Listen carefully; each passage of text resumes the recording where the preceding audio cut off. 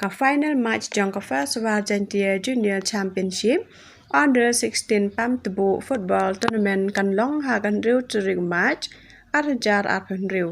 singi thoding ha football ground Pamtbuh Amlorem Civil Subdivision ha ka por shibeja janmen ka jingile akai final kan long hap deng ka Racing Star FC Mo Sakhia persha ya ketua Usdia United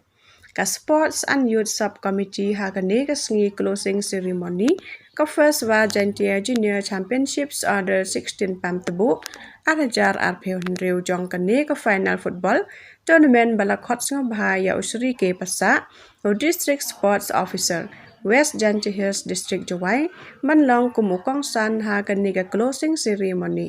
lakhot ya usri bankit pa contain usi ue ka langsning FC Shillong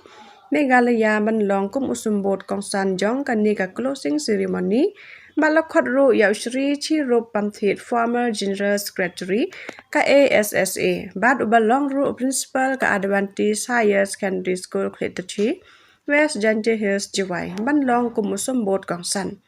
Hagani ka final match closing ceremony ka first war Jaintia Junior Championships Under 16 Pamtbuh ka Sports and Youth Subcommittee ka Karpat yaki pajba ka Thanywa Jaintia Badburi hanyo trap barak away Kebe football ban aya ka jingkershan ha ka ni kasngi ba ka final tournament jongi kan long ka ba itanat bat ka ba kun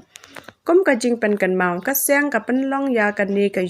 under 16 kum shi banta ban kan tiu ya ka football hapo ka Thanywa Jaintia haman ki match ka ni ka tournament ka Sports and Youth Subcommittee ka siang ka page perman ya ki nong ya le akai badan sap dan phong bad ha ka ni ka closing ceremony on penbina ya ka kerteng jongki bad hadin on sapha pentibit yaki ban jam sha uwe pat umau jam jong ka jingele akai football ha ka jing im jongki bad wanra ka nam ko buram yala ka snong ka thau bad ka thang hi bara ka we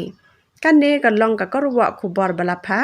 da uba de langs art sports and youth secretary WJSU central body amlarem